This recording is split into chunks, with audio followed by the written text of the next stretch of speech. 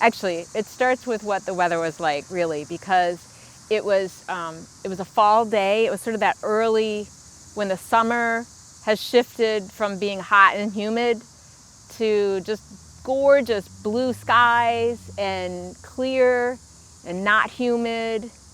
And it was morning time. And I was working at the library at that time. I was working in teen services.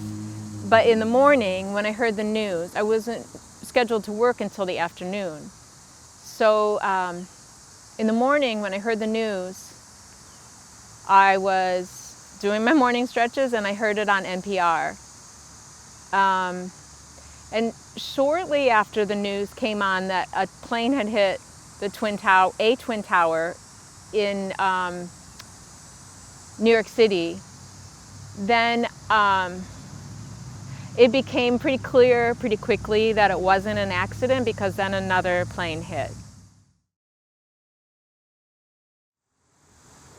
One thing I'm conscious of is airplane travel has changed a lot.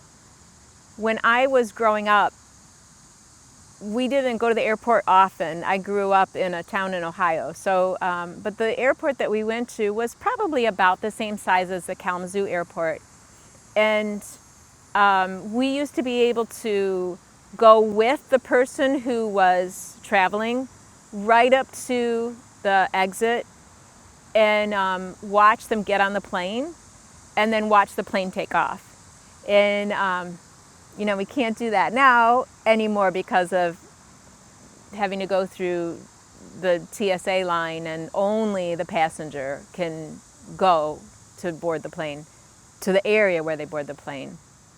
And of course that's the case for years. You know, we didn't used to have to take our shoes off going through TSA or go through all that security.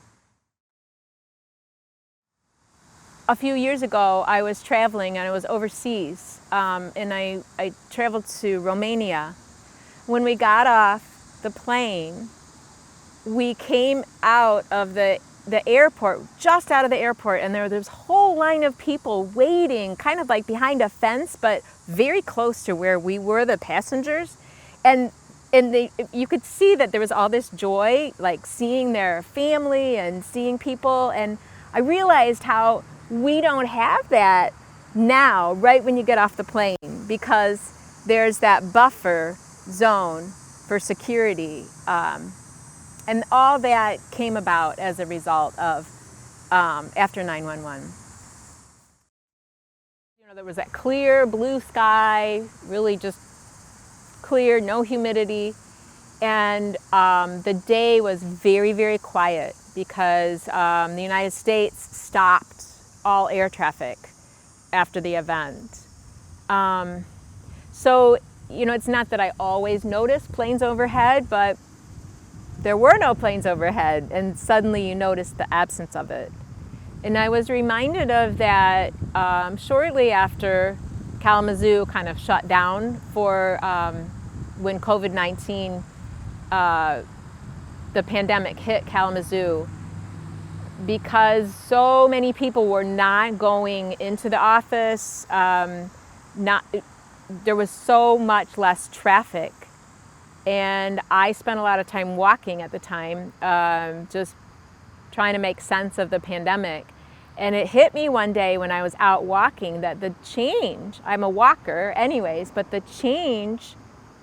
difference was that it was so quiet because there was no traffic. And I was reminded of the quiet of the airway, of the sky on 9/11. One more thing I wanted to say about an effect of the 9/11 event. And I've recently been thinking about it again because I've been reading this book, Arab in America. This person, Tawfiq al-Rassi, speaks about his experience of being an Arab American, and the responses that he got to his dark skin and to his Arab self after 9/11.